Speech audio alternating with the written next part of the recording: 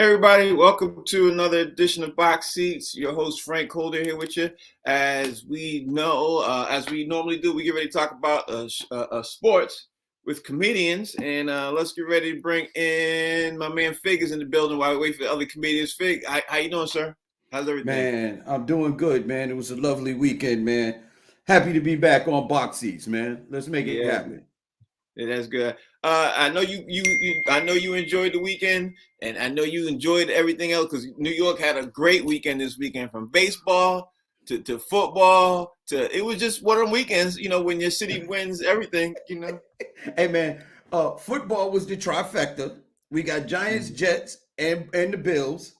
Right. And the Yankees are still in the hunt. But tonight, the Yankees must win or the season is over. The season is a complete failure. If we Yeah. don't get past tonight, the season is a complete failure for the Yankees. Yeah, which would be horrible because they won a lot of games. All right, let's A jump into lot. talk about one thing first. Let's get things started first. Let me pull up my stories because I always want to do this. So the first thing I want to talk about is the Deontay Wilder knocked out Robert Helenius in the first round on Saturday night with that powerful right hook that he had. I know you had to seen the clips about this. You had to seen the clips.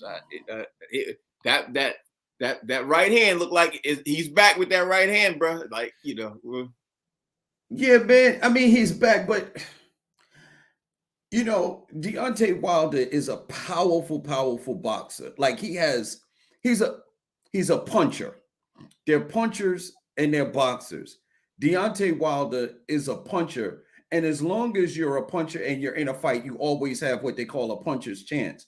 The thing is that Deontay Wilder still doesn't have any boxer skills. So if he gets with in the ring with a big time boxer who has footwork, defense, and can move around, all that stuff like that, Deontay Wilder is going to be in a world of trouble, just like he was with mhm. Tyson Fury, unless he's able to catch him with that big right hand. That is pretty much it. And the funny thing is, people said the same thing about Tyson, except Tyson had a lot of he had a lot of skill. People thought just because Mike Tyson was knocking out guys that he didn't have skill. Tyson had skills. He had defense, he had footwork, like he was a student of the game. Mm-hmm. But Deontay Wilder is no Mike Tyson. He's not a student of the game. He doesn't he, he he has no fundamentals. That's the word that I'm looking for. Deontay Wilder doesn't have boxing fundamentals, and if he took the time to learn the sweet science, he would probably be one of the greatest boxers that we ever seen because he will always have that big punch. At the end of the day, I think Deontay Wilder's versus, if you want to compare him to Mike Tyson, Tyson started as a kid. Deontay Wilder started much later in life, so maybe he skipped all that. Maybe that gap where you're supposed to learn everything else. Maybe that didn't sit in on him because he learned he had a great right hook, and he's like, well, I can make money from this, and he jumped into it immediately.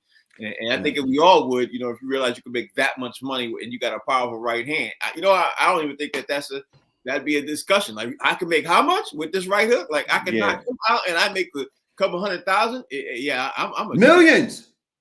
No, I'm saying when he started, Oh, millions. right, right, right, right, When he right, started, right. Yeah, yeah. But here's the thing: is that we have a lot of athletes in all sports that get in late in life. Mhm. What we would call late in life, and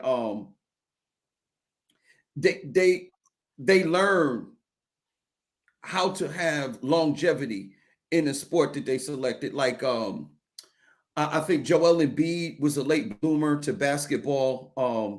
I think quite a few of the Africans. Maybe if I may be mistaken, but I think Hakeem Olajuwon was late. Like these guys over in other countries, like their big thing over there was soccer. So Mhm. these guys played soccer, and then when they discovered basketball and how much money they can make in basketball, they developed their skills. And I just don't know if he has the discipline and if he has the desire to want to learn the skill to give his career longevity. Yeah, that's a good point. All right, let's keep it moving.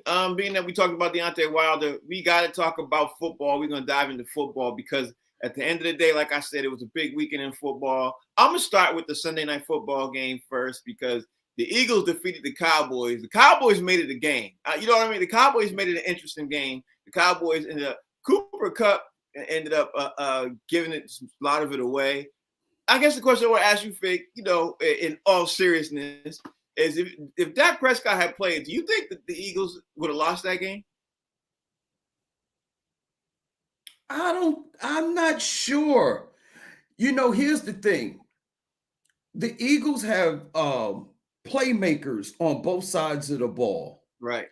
And they also have a discipline within that team organization, which means they're not going to beat themselves. The Cowboys, I think, beat themselves. And I think whether Dak Prescott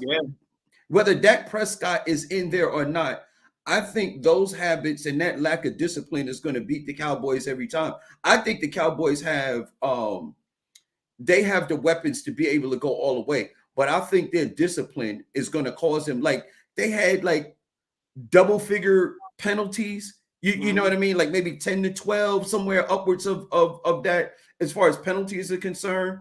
That offside when the Eagles were going in for a touchdown, they needed like 4 yards. It was like 4th down and 4 yards or something like that to go in, and the defense jumped offside. It's just like they have no discipline. And I think in the end, that's what's going to cost the Cowboys in the long run. I think these teams are pretty even, Frank.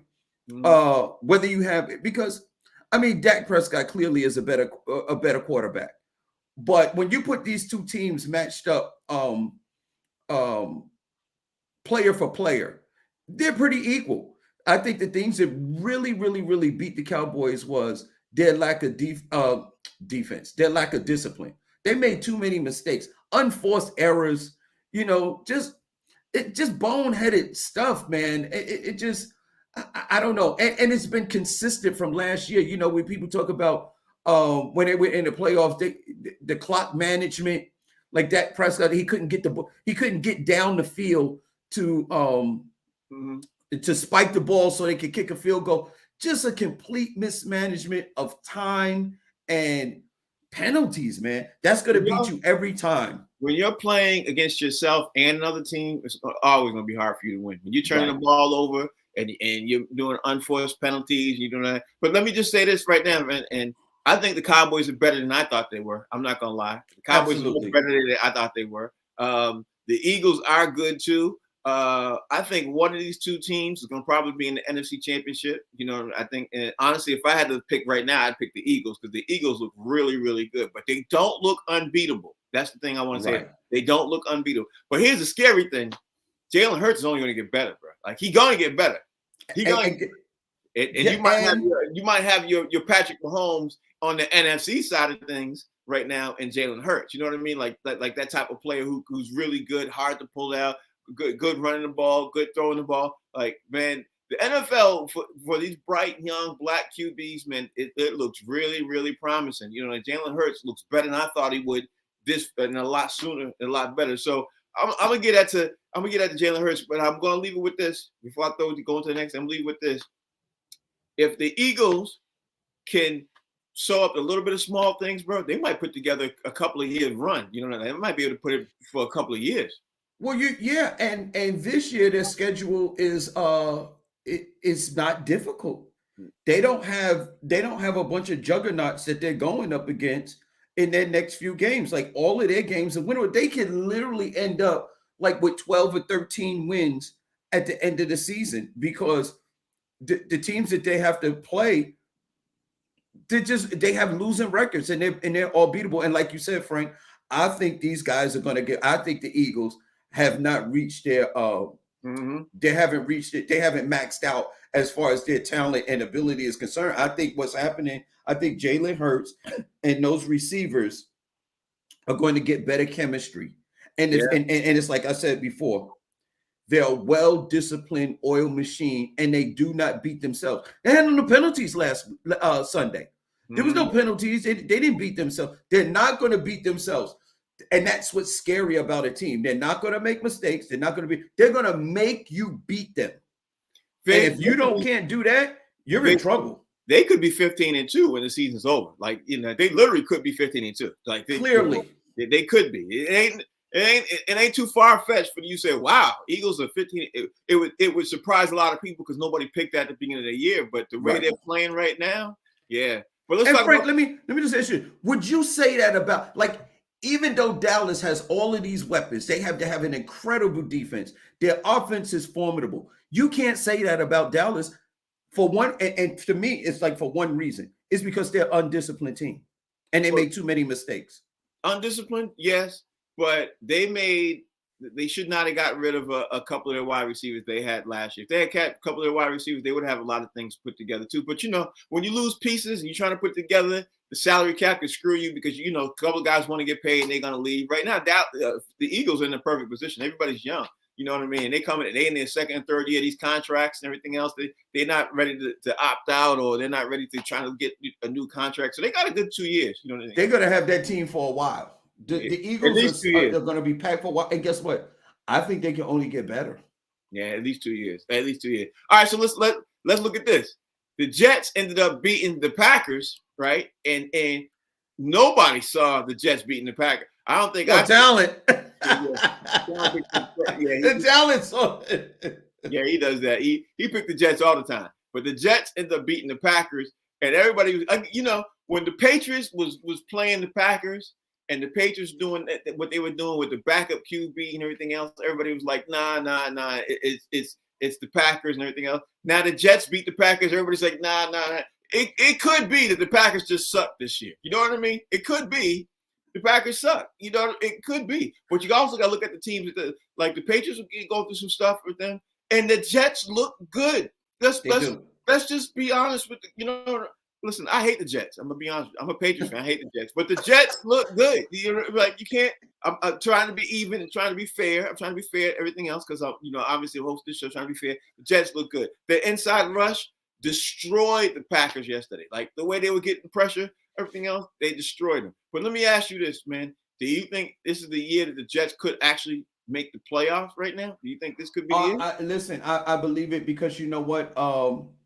They're playing inspired football. Yeah. You can see that the Jets have bought in 100%. They believe, and they do the things. They do very simple things. They run the ball. They don't ask the quarterback to do what he cannot do. And that's what I hate about, I hate about the pundits and football and stuff like that. It's always like you find a player that is good at 2 to 3 things, and then you ask them to do the 4th thing. You're beating yourself when you do that. That's what you're doing. You're beating. They're not asking this kid to do anything that he's not able to do. They manage the game, and they have a hell of a defense. And I tell everybody, look, offense fill the stands. Defense is going to win your games.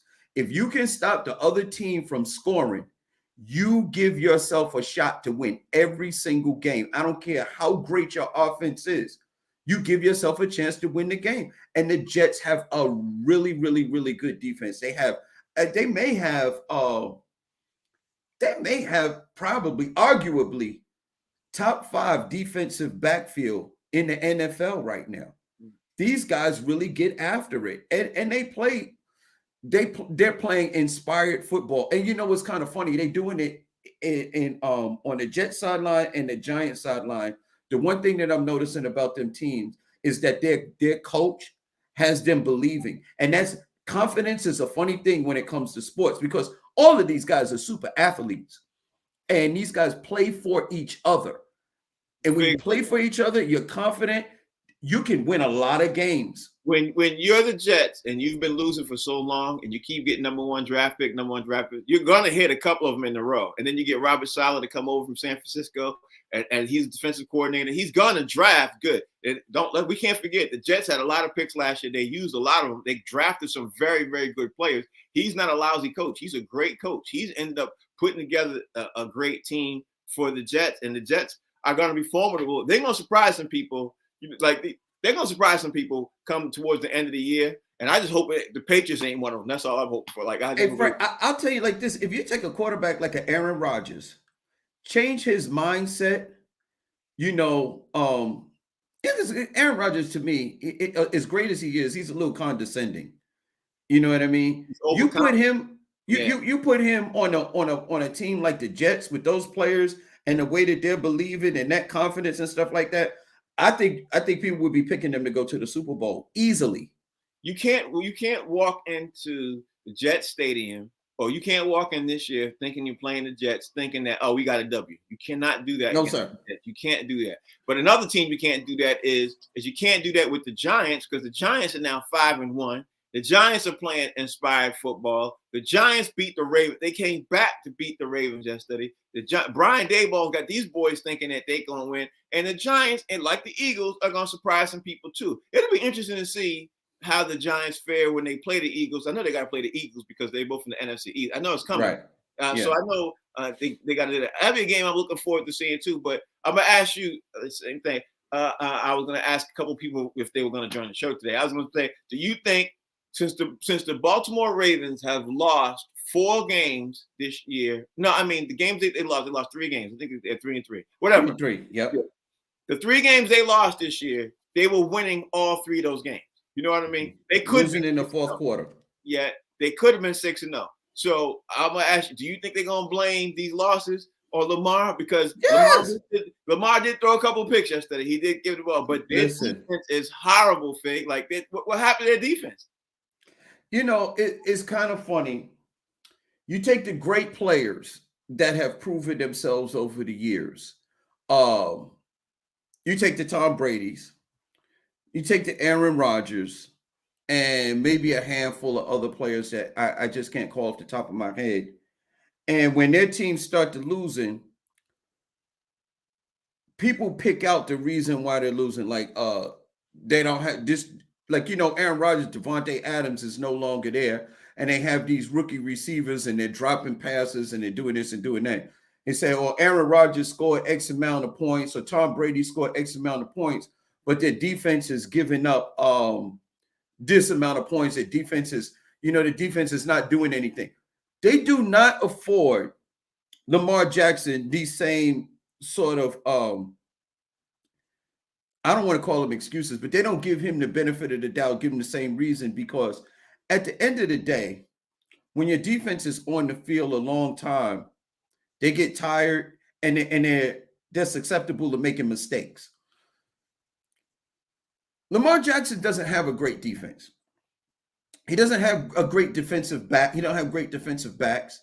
And teams are beating them towards the end of the game. Once you figure out that you can beat these guys one-on-one, then I would be hard-pressed to name the Baltimore Ravens' number 1 receiver. Who? I can't name one.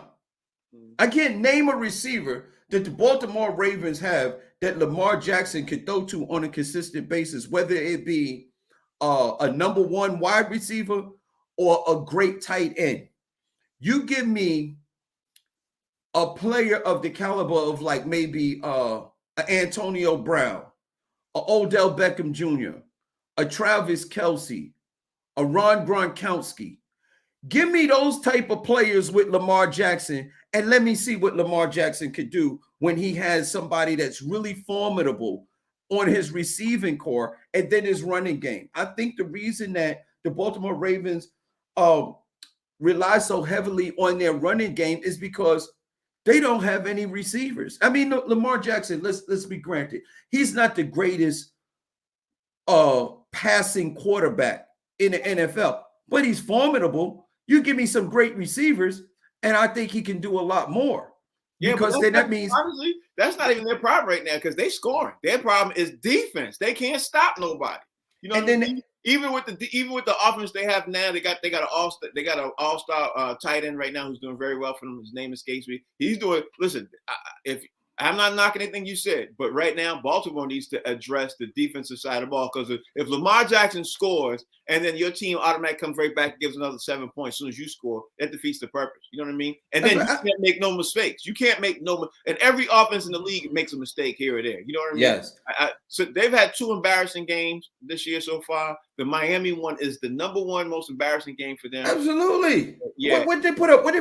They put up in it a crazy amount of points. What was it like? He threw like 45 touchdowns or something like that. Yeah. But then Miami came back and beat them. Yeah, Baltimore had put up like 40-something points, and then Miami came and put up 40-something points, like, and ended up losing the game. They lost the game like, what was it, 6 or 7? I don't know. It was crazy to me. Frank, what did I say? I said offense fill the stands and defense win the game. If you can't stop this team, you in trouble. That's why I said. That's why I'm saying right now to you. I think at the end of the day, I hear what you're saying. But Lamar Jackson is the truth, but you got to get somebody to stop them on the other. Like, you got to. Von Miller was a free agent this year. Why Baltimore didn't go after Von Miller and let him go to? They knew what they had. Like, you know what I mean? Matter of fact, the guy who used to be on Tampa Bay is still sitting at home right now. The dude, Nukem Mansua. I can never pronounce his name. And Ndamukong Suh. Whatever. I can't never pronounce his name. Ndamukong He's sitting at home right now working out, waiting for somebody to call him. If I'm Baltimore, I'm like, yo, we need you right now, because if we today, if we get you right now, we can help you stop doing some of the stopgaps. You know what I mean? Hell, if Dallas gets him, Dallas is a much better. Like, there's a couple of teams right now. They're 1 player away from that type of guy getting him to help them get over. That help them get to the Super Bowl. They're 1 player away. Like Von Miller is for Buffalo right now. He could be for a couple of teams. You know what I mean? So let's talk about. We talked about the Giants. We got to talk about Tampa Bay, because Tampa Bay yesterday. Tampa Bay lost to Mitch Trubisky and the Pittsburgh Steelers, and I think a ton of people lost their money. They lost their shirt. Before I forget, you're watching Box Seats, the show. We talk about sports with comedy, with comedians. We're waiting for a couple other comics to come in. Tom Brady goes to Robert Kraft's wedding Saturday night, and a couple of commentators said this morning, which I 100% agree. If Tom Brady was still in the Patriots, he would not have been at the wedding. He wouldn't have been at that wedding Saturday night, and then decided to go to the game. So here's the facts. Tom Brady does not practice on Wednesday. He does not, he hasn't practiced on Wednesday during the week. He took some time off at Tampa Bay during the offseason, coming into the preseason. He has a couple of games, couple of days off, and he expects to still be in alignment and still be in one accord with Tampa Bay. They don't have Antonio Brown anymore. They don't have Rob Gronkowski anymore. Mike Evans has been a little bit hurt. Their team has been different. The team has been different. And people are surprised they lost to Pittsburgh when Pittsburgh was scrapping and they was trying to put together, because Pittsburgh was getting ready to put together a mini losing streak, which they had. Pittsburgh they were on, a 3-game losing streak.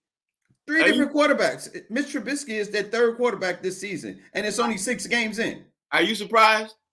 How surprised are you that Pittsburgh ended up winning that game? Man, I'm not surprised. I'm shocked. I wouldn't have picked even though I like Pittsburgh because of what they did as far as their coaching staff and stuff like that. But I wouldn't have picked Pittsburgh to beat Tom Brady and Tampa Bay this weekend, because it's Tom freaking Brady. But who knew that he was going to Robert Kraft's wedding on a Saturday night? This is not your New England Patriots Tom Brady. This is not even your first season Tampa Bay Buccaneers Tom Brady. This is another dude. I think, look, first season Tom Brady's not fair, because that was COVID. You couldn't go outside. Like, nobody could go outside. You know what I mean? No, but still, but still, this was the Tom Brady that came over from New England, and Tom Brady would never. Bill Belichick didn't go. He went over there acting like, I'm outside. I could do what I want to do. I want a Super Bowl. I could do what I want now. He literally like a kid who after the kid's been on punishment, you get the kid to go outside. You get to go outside and play. Yeah. He like that. And he won a Super Bowl. They were like, oh, you can still do what you want to do. Like, no, you got to have some discipline. Now he's making Bill Belichick look more like, okay, now you understand why Belichick has certain rules in place, because you don't go to weddings the night before the game. Well, you don't no, you don't. But let me just say this. I can't just blame it all on that. I mean, like you said, Tom Brady doesn't have the weapons that he had when he first got there. The weapons that he does have, like you said, one of them is injured this year. One of his receivers is injured this year.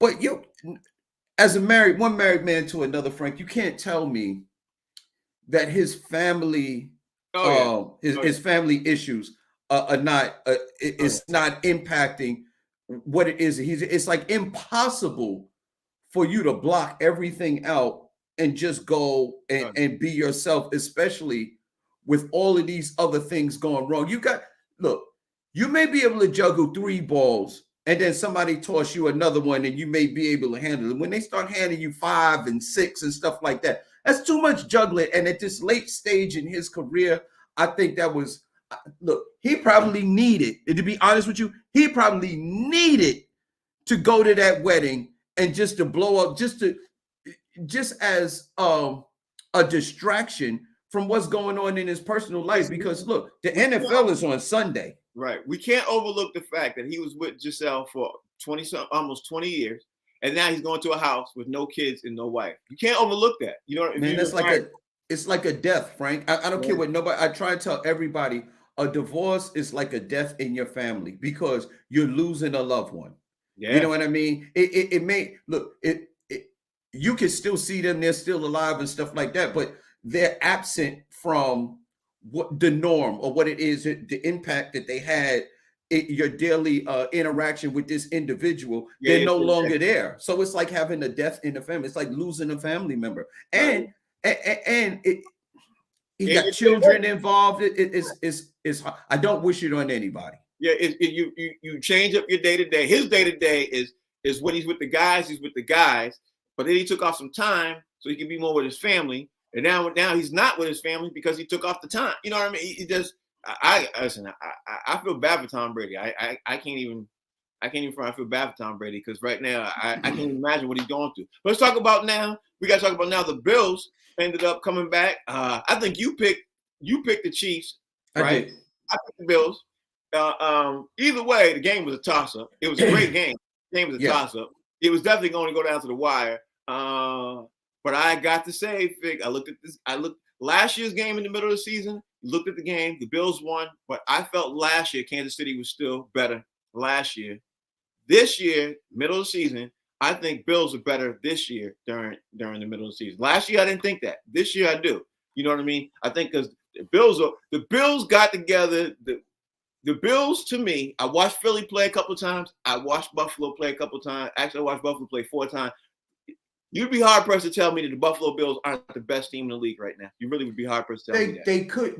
Look, I wouldn't. If somebody said the Buffalo Bills was favored to win the Super Bowl this year, I wouldn't argue it. But when I watch the two teams play, I see a team. It's like an Ali Frazier to me. It's Mike, like at any given. It's like what up, Mike? What up, guys? What's going on? Like sorry, I'm late. I apologize. Cool. Right, keep going, Fig. It's like at any given time, either one of these teams could win. Right. When you're looking at the Bills, when you're looking at that Kansas City Chiefs, when you're looking at either one of these teams, at any given time, either one of these teams could win without a little bit of mistake. I'll tell you like this.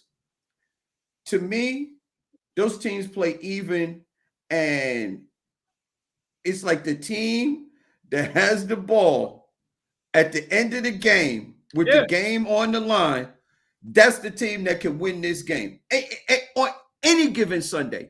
I wouldn't say the Chiefs are 10 points better or 7 points better than the Bills, and I can't say the Bills are 7 points better than the Chiefs. I think these teams are very equal, and just a little tweak here and there can determine the outcome of that game on any given Sunday. Mike LaShawn has joined the show. Mike, I just told Fig this is what I feel, and you tell me whether you agree. You could agree or disagree. I felt last year during the middle of the season when the Bills played the Chiefs, I felt last year at this time, I was like, the Chiefs are much better than the Bills. After watching the game last night and after watching a couple of the games that the Bills have played this year and watching a couple of games that the Chiefs have played this year, I feel completely opposite. I feel that the Bills are better than the Chiefs at this point right now. You know what I mean? That's how I feel. Doesn't mean it's like Fig said, it still could be the last man has the ball. You know what I mean? But the thing is, I said at the beginning of the season, I'm gonna say it right now. I think the Bills could go to the Super Bowl and win, but the Chiefs are missing Tyreek Hill, and it's gonna show towards the end of the season. I think that's gonna be their problem. But Mike, what's your take, man? You saw the game, I'm sure. What's your take on the Bills? Of course. I think of course they miss Tyreek Hill. Of course they do. And Patrick Mahomes, as long as he's the quarterback, gives you a chance. But the Bills are going to the Super Bowl. Like, no matter how we analyze it, and because their defense is something that's making Patrick Mahomes do things that he doesn't want to do. Right. Like they're making him do things he does not want to do. Like, even that interception was basically, okay, we know you're gonna sidearm something, but our defensive backs are literally so, I'll say pause, so tight on your receivers that there's Patrick Mahomes is feeling the pressure of Dan Marino right now. He's feeling the same pressure Dan Marino felt when he was like, I had to do everything. Right. So Fig, yesterday too, let's keep it moving. Yesterday, I saw Robbie Anderson of the Carolina Panthers basically give me flashbacks of Antonio Brown.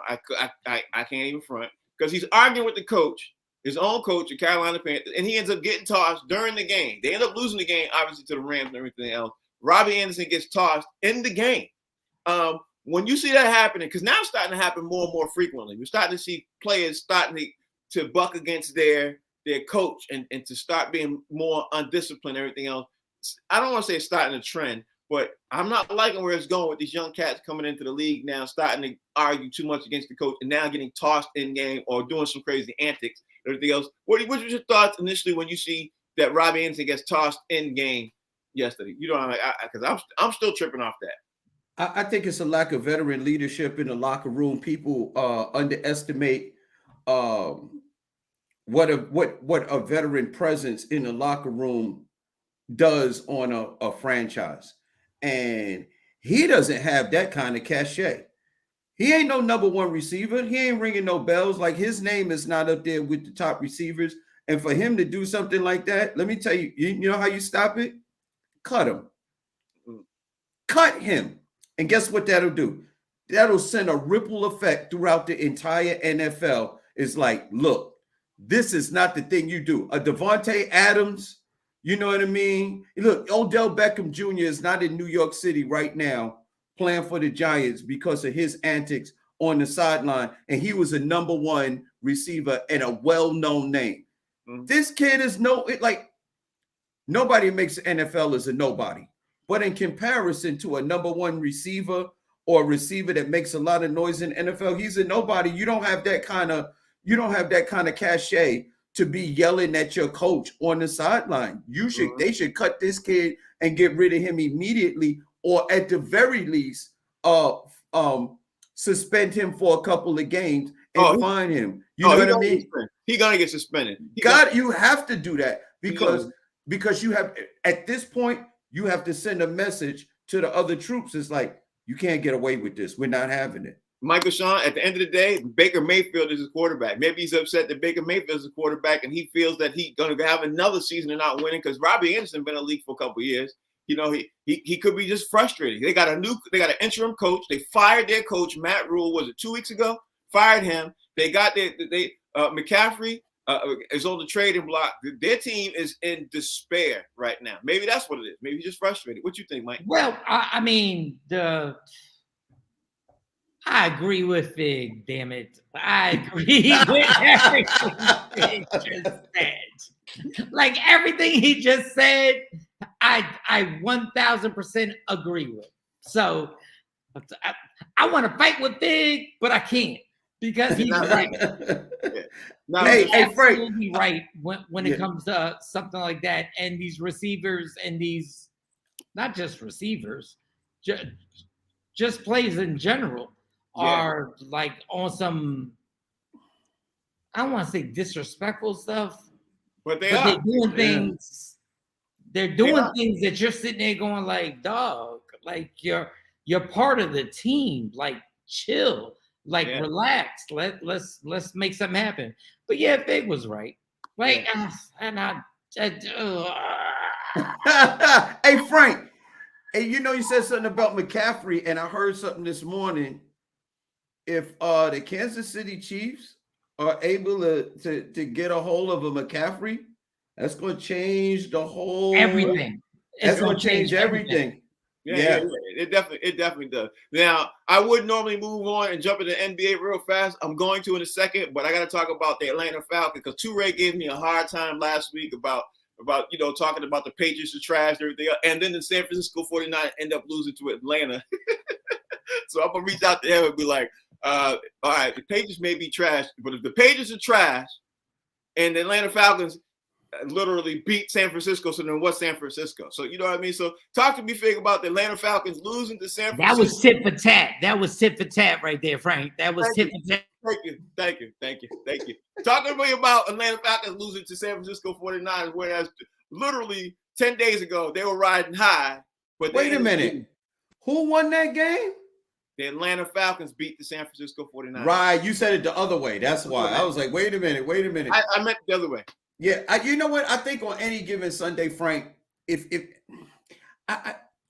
just kind of hard for me to think that San Francisco didn't look at the Atlanta Falcons record and be like we can mail it in kind of thing. You know what I mean? And people say, but these are professional players and stuff like that. But I think it's human nature to think that when you see this team and how they've been doing, and you look at their record, you look at the players they have on there, and think that, I may not have to bring my A game to beat this team. I could just go hang out on Saturday night, a la Tom Brady, and I could do whatever I want to do, and I'm just going to show up. And because we're the 49ers, we're going to win, not realizing that this other team is juiced up because they're losing and they feel some type of way. They don't want to lose, but they're losing.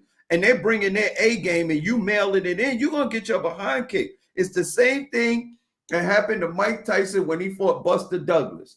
He was like, who? Buster who?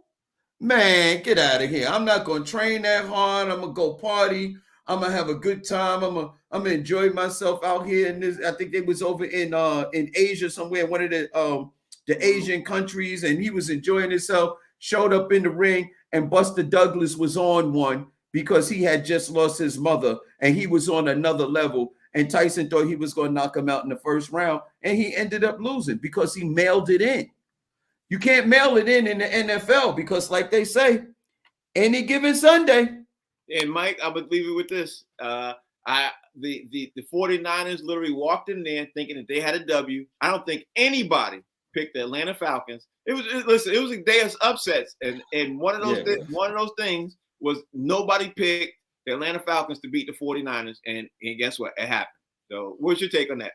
My take was I lost a lot of money this weekend. And the only thing that saved me, which is crazy because I'm a Giant fan, the only thing that saved me was the Eagles beating the Cowboys. That was the last bet that I had. I'm not betting anymore. Like I'm out the betting game unless, like Frank, you say you want to bet like $2 news, or Fig says you want to bet like $10. Like I'm not, dog. When I tell you how in debt I was from the Buccaneers losing to the Steelers and all that, I'm like, I'm good. Yeah, right? Vegas, like, Vegas and when I'm watching these officials, and I know I don't want to get on my soapbox, but I am going to get on soapbox. When I watch these officials do what they do, like during the game, when I watch a blocking in the back, yes, replay the blocking in the back, and he blocks them in the back, and then I watch Josh Allen get tripped. Yeah. And the announcer was like, well, he did get tripped. Yep. That trip. Like, and then they go to the official. They go to the official, and the official goes like, "Yep, that's a trip." Yeah, he did. And I'm sitting there going like, "Well, what in the world is going on?" The NFL is so in cahoots with these gambling sites, and that's a whole nother story. Mike, we're not gonna go there. We ain't gonna go there just yet. But I want to shout out to all the people watching the box seats on the side. Thank you all for watching. And as Trina did point out, the Bills, the Jets, and the Giants. I don't even know about y'all. I don't remember the last time the Bills, the Jets, and the Giants all won on that same. Because I can't remember last week. Was the last Sunday? What was that? Oh, we've been doing this all we like this has been going down the whole year now. Like, pretty much.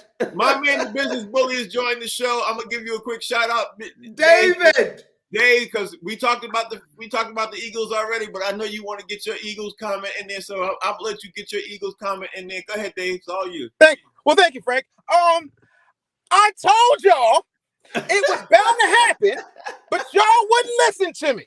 Now you see it popping off, got you in the club, dancing your ass off. 6-0, decisive 6-0. Our wideouts, crazy. And I told you what was going to happen, and it happened like it has never happened before. And Philly is screaming like it has never scrumped before. Well, Dave, I'm gonna tell you this. Y'all get ready for this. My prediction is I can see the Eagles being 14-3 or 15-2 right now when they go to the playoffs, bro. The Eagles got it. You said what? You heard him. I ain't stutter. Their schedule gets really soft the next couple of weeks. Like really soft. Does. It gets you know what? Really soft. So I think the only thing that could knock them off, Frank, is if they do what I think San Francisco did Sunday. If they go up and kind of read their press clippings and mail it in, I think they could get a unscheduled loss. But if they're dialed in every week, I think you're right. The difference is when you're a regularly winning team, that's when you dial it in. When you're not used to winning, you're going to try to get all these extra W's to keep climbing up there. That's why I said I think they're going to run off some W's because they're not used to winning. So they're trying to get as many winnings as possible. I want to give a shout out to Dave, the business bully, because, bro, you got to enjoy this, man. The Philadelphia Eagles and the NFC have got to be the best team. Some people are saying they're the best team in football. I think the Bills are the best team in football, but you got to say the Eagles are definitely up there neck and neck, man. They up there. But Frank, can I ask a question?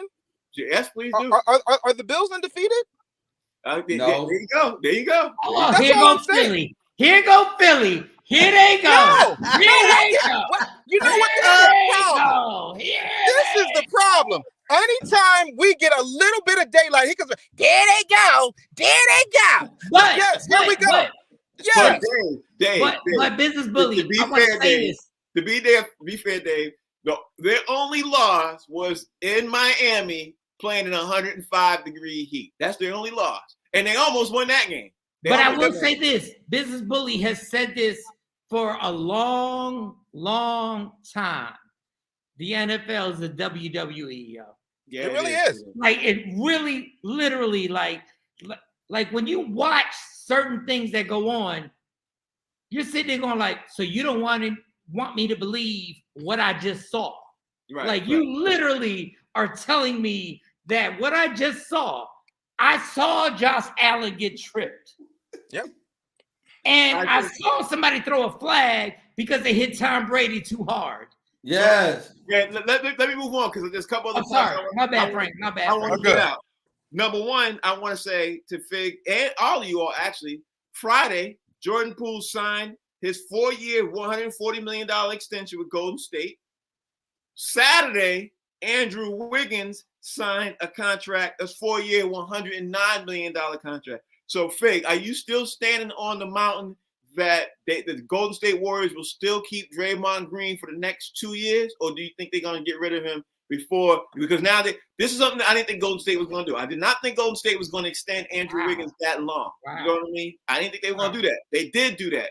So do you think this is – before I even say anything, where are you at on Andrew Wiggins and Golden State and Draymond Green and Golden State now that you know that they signed both of those dudes right now and they already out they maxed out right now with those two dudes? Where you at? Right. I think with the Golden State Warriors, I think it was in their best interest to sign those dudes because they were super productive and they're at the age where they can produce for the amount of years that they signed him for. Andrew Wiggins was just next level. Jordan Poole has worked hard from the G League to get into this point, doing this thing, man. Proud of that young man, averaging 20 points per game, upwards of 20 points a game. And also, he was the top free throw shooting player in the NBA. Like, he had the highest percentage in free throws.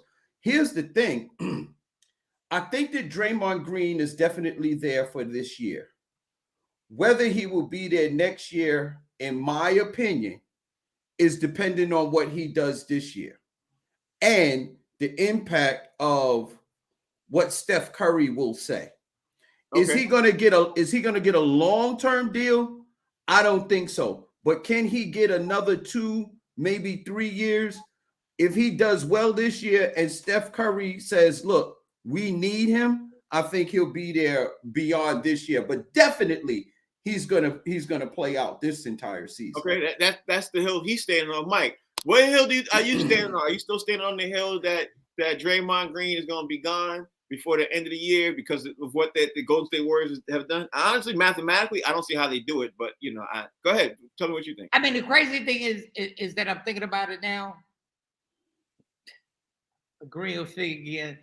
I would have punched him in the face too if he got the extension and I've been here for these many years. And I've been I would have punched him in the face too. I'm like, you gonna pop off on me like right here in practice? And I'm the one that was the glue to the team. And you're dog. I hate to defend Draymond Green, but I would be infuriated if they gave these two contracts and I'm trying to get an extension on my situation. Like Jordan Poole, it wasn't even your fault. It had nothing to do with you. It had to do with the Golden State organization, and it had to do with the higher ups that got Draymond so pissed off because he's sitting there going like, I've done everything you wanted me to do. Like I've done everything. I've played defense. I've done the dirty work. I'm the person that has done every single situation. Oh. Yeah. Let me ask Dave. Hold on. Let me apologize. Draymond Green, I'm sorry. Hey, let me ask you, man, your thoughts, man. Mathematically, the math ain't mathing, bro. The math ain't mathing. So that's why I find it hard. Not that I disagree with Fig. I just find it hard for the Golden State Warriors to be able to keep him for the next year or two. You know what I mean? Because now they signed out 2 players, and unless Dave, you tell me, do you think Golden State Warriors can afford that luxury tax they get ready to sit on right now? What's your thoughts on this, bro? Can they afford it? Yes. Will they afford it? No. And I'm going to tell you the problem is I agree with Michael Shorn in that, it's unfair to Draymond. And I don't like Draymond either. I think he looks like Mac tonight. He's got the big old face. Yeah. But the thing of it is, right? It's like that philosopher Christopher Adolphus Brown says, when a rich ninja wants you and your ninja can't do nothing for you, these owners ain't loyal. And that's what it comes down to. They're going to put the best possible team on that floor, on that court, that they can get for their buck. So you think he's going to stay or he's going to go at the end of this season? What you think? He's going to go. You think he's gone? This season, Dave? I think he might play to the end of the season just for the optics. But after that, he's gone. Okay. So hey, Dave, Frank, you know what? Just a caveat. Joe Lacob has been known to pay an excessive amount of luxury tax because the team is winning. Yeah, I know. You're absolutely right. But the reason why I asked is because maybe he might decide that he might not want to for Draymond Green if Draymond Green's not producing. You never know, right? And that might be a factor. On the flip side of things, let's look at Milwaukee Bucks right now. Chris Middleton got injured again, same risk, everything else again. He's looking at 3 to 6 weeks, could be 3 to 8 weeks. The injury Fig. I'm gonna ask you: do you think Chris Middleton's injury is going to affect the Milwaukee Bucks as they start? NBA season starts tomorrow, like literally starts tomorrow. Right. Yeah. So how do you think it's going to affect the Milwaukee Bucks? Do you think the Milwaukee Bucks will look to trade him? Just anything. Tell me your thoughts on Chris Middleton getting injured again. I think it's unfortunate because Chris Middleton is their bona fide number 2. Mm-hmm. He does what Giannis cannot do. He knocks down that mid-range, the 3-point shot, or the consistent level. He plays defense. That team is on a string. But here's the thing. I think Chris Middleton's full impact will be missed once they get to the playoffs and the finals. During the regular season, I think just because of the guys that they have on that team and how dominant Giannis is, I think they can go quite a few weeks without Chris Middleton. I think his biggest impact is missed in the playoffs and the finals. So I think they'll be fine, provided that he's able to come back within, like you said, 3 to 6 or 3 to 8 weeks or whatever. I think they'll be fine. Mike Sean, should they trade him now while his value is still somewhere up there, or should they keep it and trade him for another great shooter? Because he might get injured again. He's turning out to be injury prone. Should the Milwaukee Bucks look for a trade? I mean, when you have a wrist injury, that's not really like injury prone. Like, it's just, I guess it's just a bad wrist. But when you got Giannis on your team, you can win 50 games in a regular season. But it's when the playoffs happen is that you need Chris Middleton, you need the whole squad when you get right into the playoff situation. Like, they need him. They need him there. And no, I would not get rid of him. Okay. All right. He wouldn't get rid of him. Let me ask you, Dave. We're looking at Milwaukee Bucks. We're looking at Chris Middleton being out again. Another type of injury prone. Well, I call it injury prone because in the last 24 months, Chris Middleton has missed significant time because of injuries. That's called injury prone. You know what I mean? If you got, whether it's your wrist, your leg, your leg, your ankle, whatever, if you keep sitting out and you're costing your team games, that's called injury prone. So back to Dave. Dave, do you think these injuries are going to cost Milwaukee Bucks some kind of games? And do you think they should trade him now while his stock is still higher than normal? Because again, like Mike said, it's still just a wrist injury. Do you think they should trade him? What's your take? Well, first of all, I think, Frank, it's very important that we take into consideration that just because a man has a limp wrist does not mean it's not. I'm done. Right? I'm done. Wait. I'm done. No, that's a good one, Dave. That's a good one. Anyway, Chris Middleton is the Kelly Rowland to Giannis's Beyonce. They work better together. And I keep telling folks, and we try to downplay this because we're sports fans, but culture is important. A vibe is important. Kobe and Shaq together are better than Kobe without Shaq.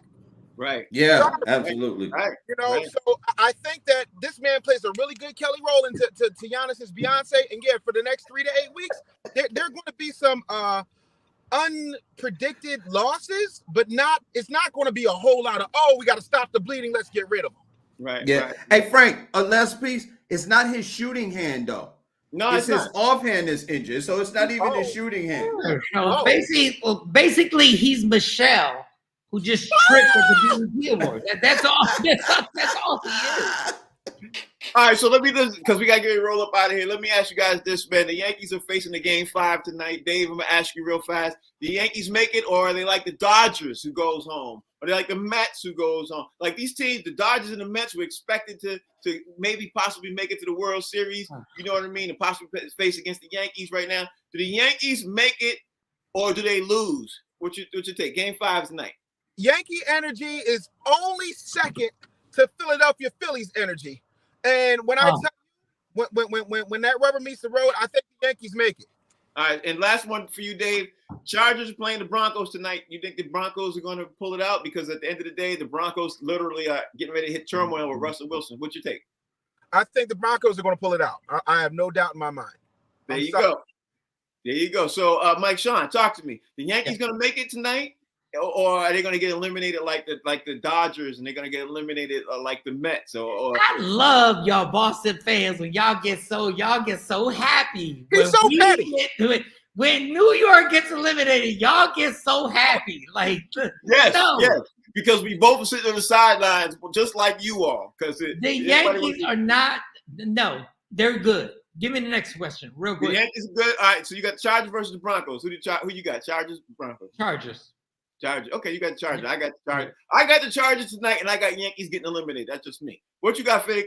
Fig, who you got? Yeah, You got right. No, man. I just hold on 1 second, man. Let me going? just show you. Hold on. Where you going? The show's ending, and you talk about hold I up. know. Hold on. I just bought me a Yankee fitted. I Okay. bought this yesterday. Who you We think winning. We gonna win tonight. And Frank, I got the Chargers over the Broncos, man. The Chargers are Brought the better than Yankees most hat people because it was think. cheap. It was cheaper than normal because they. No, it wasn't. No. I wish it was. Exactly. I wish it was. Hey, let me tell you something. Oh, no, we can't get rid of all this Yankee stuff because they gonna lose. Get rid of Hey, this Frank, let me tell you something. Whether the Yankees are winning or losing, their merchandise does not go down. stuff. Yeah, I know. Dave, tell everybody out there how they can follow you, bro. Dave, tell everybody how they can follow you. No, follow me on all social media platforms at The Business Bully and check out the latest episode of the Ghetto Boys Reloaded podcast. I went down there and laid a whole lot of business game out there for you, so y'all make sure y'all check that out. And make sure you stay tuned into the box seats right here on Humor Mill. I like that, Dave. Thank you for that. And that reminded me, all y'all there watching, please check out. We dropped a new show called Just a Couple of Guys at the Movies, where I interview comics and I go out and interview people on their thoughts on the movies. And Halloween Kills is the latest movie. We went out and I went out in the streets, asked people their thought on Halloween Kills. I'm gonna say this right now: that movie was trash, horrible, despicable. I was so mad. I wasted 2 hours of my time, even though I watched it on Peacock. Me too. I can't get the 2 hours back, Frank. I can't. Hey, Frank, I can't get It was 2 that hours bad. back. Horrible. Hey, listen. The title was too long. What they should have said was Hollywood Kills the Box Office. Yeah, That's still number one, though. That tells you how bad. it was bad. it was- Halloween Kills was so bad, you got mad at the 2 hours. But anyway, I'm gonna keep doing those shows every week. I'm gonna interview comics. I know I'm gonna interview one of you guys. This week we're gonna talk about Black Adam. So I don't know who I'm gonna interview this week, but we're gonna talk about Really? Black Adam. You don't know who you're going to interview this week? Talk about Black Adam? When Rock is saving the box office? You really? I'm just, I had to throw it out there. Dave. I just want to see what you're gonna say. I want, But Dave, you better go see Black Adam Thursday night because it'll be called. You already know.